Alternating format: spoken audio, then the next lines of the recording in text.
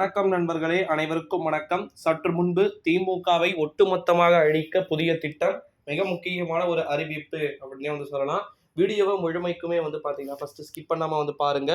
இந்த ஒரு சூழ்நிலையில தான் திமுகவை ஒட்டுமொத்தமாக அழிக்க திட்டத்தை போட்டுக் கொண்டிருப்பதாக தகவல்கள் அப்படின்றது ஒருபுறம் வெளியாகி இருக்கிறது அப்படின்னே சொல்லலாம். திராவிட முன்னேற்ற கழகத்தை பொறுத்த வரைக்கும் ஒட்டுமொத்தமாக அழிக்க பல புதிய திட்டங்களையும் பாத்தீங்கன்னா தனிப்பட்ட முறையில போட்டு கொண்டிருக்கிறாராம் நம்முடைய நடிகர் விஜய் அவர்கள். நடிகர் மட்டும் அல்லாமல் மக்களோடு மக்களாக அன்போடு தளபதி என்று அழைக்கப்படக்கூடிய நபர்.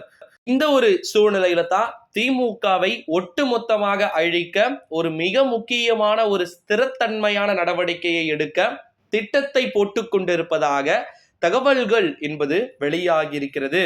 இந்த ஒரு சூழ்நிலையில தான் திமுகவினரை ஒட்டுமொத்தமாக அழித்து அனைத்து விதமான விஷயத்தையும் முடித்து கட்ட திட்டத்தை போட்டுக்கொண்டு இருப்பதாக தகவல்கள் வெளியாகியிருக்கிறது.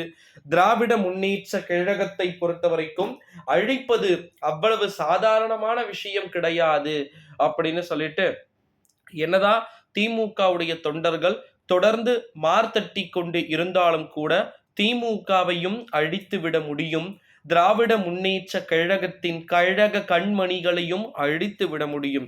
எங்கள் ஊரிலேயே பிள்ளையார் கோவில் இருக்கு. ஸோ அதுக்கு ஆப்போசிட் சைட்ல டிஎம்கே ஏடிஎம்கே அப்படின்ற கொடி கட்டி இருந்தவங்க மாறி ஏடிஎம்கே டிஎம்கேல இருந்தவங்களே தற்போது தமிழக வெற்றி கழகம் அப்படின்னு சொல்லிட்டு ஒரு பக்கம் பெறுகிறார்கள். ஸோ இது பிரிவது மிகப்பெரிய ஆபத்தான்னு கேட்டிங்கன்னா, எஸ் டெஃபினெட்லி எல்லாருக்கும் ஆபத்து. ஓகேங்களா? திமுக அழிக்கணும், அழியக்கூடிய கட்சியா நினைச்சிருந்தவங்களுக்கும் ஆபத்து. விஜய் ஒரு சூப்பரான லீடரை காவியை வச்சுக்கிட்டு இருக்கிறாரு. ஸோ அவர் காவிசம் பேசக்கூடிய ஆளு. அந்த ஆளெல்லாம் போயிட்டு பார்த்தீங்கன்னா தமிழக வெற்றி கழகத்தின் தலைவராக போட்டிருக்கீங்க பார்க்கலாங்க. எவ்வளோ பேரை வாய்ப்பு கொடுத்தாச்சு.